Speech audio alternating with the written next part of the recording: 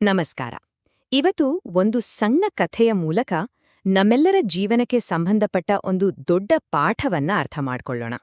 ಕೆಲವೊಮ್ಮೆ ನಾವು ಆರಾಮವನ್ನ ಹುಡುಕಿಕೊಂಡು ಹೋಗಿ ಹೇಗೆ ಒಂದು ಕೆಟ್ಟ ಪರಿಸ್ಥಿತಿಯಲ್ಲಿ ಸಿಕ್ಕಿ ಹಾಕ್ಕೊಂಡು ಬಿಡ್ತೇವೆ ಅನ್ನೋದನ್ನ ಈ ಕತೆ ತುಂಬಾ ಚೆನ್ನಾಗಿ ಹೇಳುತ್ತೆ. ಸರಿ, ಹಾಗಿದ್ರೆ ಬನ್ನಿ ಈ ಕಥೆಯೊಳಗೆ ಇಳಿಯೋಣ. ಯೋಚನೆ ಮಾಡಿ, ಒಂದು ದೊಡ್ಡ ಸಾಮ್ರಾಜ್ಯವನ್ನೇ ಆಳುವ ಒಬ್ಬ ರಾಜ ತನ್ನ ಸುಂದರವಾದ ಅರಮನೆಯನ್ನ ಬಿಟ್ಟು ಒಂದು ಕೊಳ್ಕಾದ ವಾಸನೆ ಬರೋ ಗುಡಿಸಲನ್ನ ಯಾಕಾಯ್ಕೆ ಮಾಡ್ಕೋತಾನೆ? ಈ ಪ್ರಶ್ನೆಯೇ ನಮ್ಮ ಇವತ್ತಿನ ಚರ್ಚೆಯ ಮೂಲ. ಕಥೆ ಶುರುವಾಗೋದು ಹೀಗೆ. ಒಬ್ಬ ಶಕ್ತಿಶಾಲಿ ರಾಜ ಇದ್ದ. ಅವನತ್ರ ಎಲ್ಲವೂ ಇತ್ತು: ಅಧಿಕಾರ, ಸಂಪತ್ತು, ಗೌರವ ಎಲ್ಲ. ಆದ್ರೆ ಮನಃಶಾಂತಿ ಮಾತ್ರ ಇರ್ಲಿಲ್ಲ. ಅವನ್ಗೆ ತನ್ನ ಜವಾಬ್ದಾರಿಗಳೇ ಒಂದು ದೊಡ್ಡ ಹೊರೆಯಾಗಿ ಕಾಡ್ತಿತ್ತು. ದಿನ ಬೆಳಗ್ಗೆಯಿಂದ ರಾತ್ರಿವರೆಗೂ ಬರೀ ಟೆನ್ಷನ್. ಜನರ ಸಮಸ್ಯೆಗಳನ್ನ ಕೇಳ್ಬೇಕು, ನ್ಯಾಯ ತೀರ್ಮಾನ ಮಾಡ್ಬೇಕು, ರಾಜ್ಯದ ಬಗ್ಗೆ ದೊಡ್ಡ ದೊಡ್ಡ ನಿರ್ಧಾರಗಳನ್ನ ತಗೋಬೇಕು. ಇದೆಲ್ಲ ಮಾಡಿ ಮಾಡಿ ಅವನಿಗೆ ಸಾಕಾಗ್ ಹೋಗಿತ್ತು. ಎಲ್ಲದ್ರ ಮೇಲೂ ಜಿಗುಪ್ಸೆ ಬಂದಿತ್ತು. ಅದಕ್ಕೆ ಒಂದು ಬ್ರೇಕ್ ತಗೋಬೇಕು ಅಂತ ಕಾಡಿಗೆ ಹೊರಟ.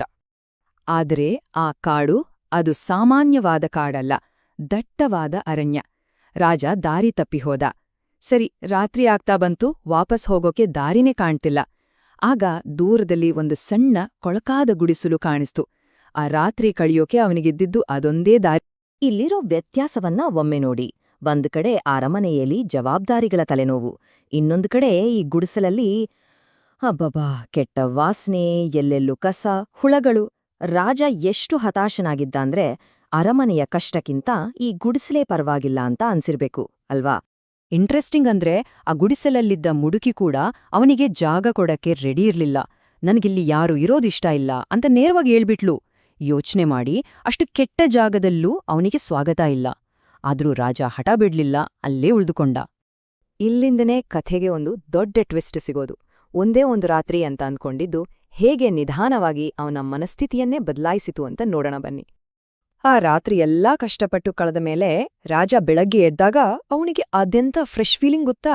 ಎಷ್ಟೋ ವರ್ಷಗಳಲ್ಲೇ ಅಷ್ಟು ಆರಾಮಾಗಿ ನೆಮ್ಮದಿಯಾಗಿ ನಿದ್ದೆ ಮಾಡಿರ್ಲಿಲ್ಲ. ವಿಚಿತ್ರ ಅಲ್ವಾ? ಅತ್ಯಂತ ಕೆಟ್ಟ ಜಾಗದಲ್ಲಿ ಅತ್ಯುತ್ತಮ ನಿದ್ದೆ ಸಿಕ್ಕಿತ್ತು. ಇದು ಅವನ ಆಲೋಚನೆಯನ್ನೇ ಬದಲಾಯಿಸಿಬಿಡ್ತು. ನೋಡಿ, ಅವನ ಈ ಬದಲಾವಣೆ ಹೇಗೆ ಶುರುವಾಯ್ತು ಅಂತ. ಮೊದಲು ಸರಿ, ಒಂದೇ ಒಂದು ರಾತ್ರಿ ಒತ್ತಡದಿಂದ ದೂರ ಇರೋಣ ಅಂದ್ಕೊಂಡ. ಆಮೇಲೆ ಆ ನೆಮ್ಮದಿ ಇಷ್ಟ ಆಗಿ ಇನ್ನೊಂದೇ ದಿನ ಇರ್ತೀನಿ ಅಂದ. ಆಮೇಲೆ ಅದೇ ಕಥೆ, ದಿನಾದೇ ಮಾತು. ಹೋಗ್ತಾ ಹೋಗ್ತಾ ಏನಾಯ್ತು ಅಂದ್ರೆ ಆ ಕೆಟ್ಟ ಪರಿಸ್ಥಿತಿಯೇ ಅವನಿಗೆ ಅಭ್ಯಾಸ ಆಗೋಯ್ತು. ಕಡೆಗೆ ಆ ಭಯಾನಕ ಗುಡಿಸ್ಲೆ ಅವನಿಗೆ ನಾರ್ಮಲ್ ಅನ್ಸೋಕೆ ಶುರುವಾಯ್ತು. ಸರಿ, ಇಲ್ಲಿವರೆಗೆ ಕೇಳಿದ್ದು ಒಂದು ಕಥೆ. ಆದ್ರೆ ಈ ಕಥೆ ಬರೀ ಒಬ್ಬ ರಾಜನದ್ದಲ್ಲ. ಇದರೊಳಗೆ ನಮ್ಮೆಲ್ಲರಿಗೂ ಒಂದು ಆಳವಾದ ಪಾಠ ಇದೆ, ಒಂದು ರೂಪಕ ಇದೆ. ಅದರ ನಿಜವಾದ ಅರ್ಥ ಏನು ಅಂತ ಈಗ ನೋಡೋಣ. ಈ ಕಥೆಯಲ್ಲಿ ಬರೋ ರಾಜ ಅಂದ್ರೆ ಅದು ಬೇರೆ ಯಾರೂ ಅಲ್ಲ, ಕನಸುಗಳನ್ನ, ಗುರಿಗಳನ್ನ ಇಟ್ಕೊಂಡಿರೋ ನಮ್ಮೆಲ್ಲರ ಪ್ರತಿರೂಪ.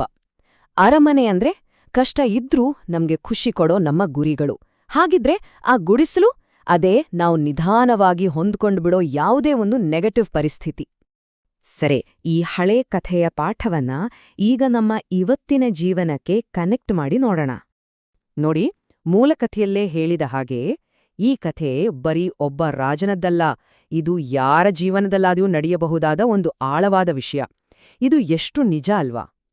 ಹಾಗಾದ್ರೆ ಕೊನೆಯದಾಗಿ ನಾವೆಲ್ಲ ಯೋಚಿಸ್ಬೇಕಾದ ಪ್ರಶ್ನೆ ಒಂದೇ: ನಮ್ಮ ಜೀವನದಲ್ಲಿ ನಾವು ಗೊತ್ತಿಲ್ಲದ ಹಾಗೆ ಹೊಂದಿಕೊಂಡ್ಬಿಟ್ಟಿರೋ ಆ ಕೊಳಕು ಗುಡಿಸಲುಗಳು ಯಾವು?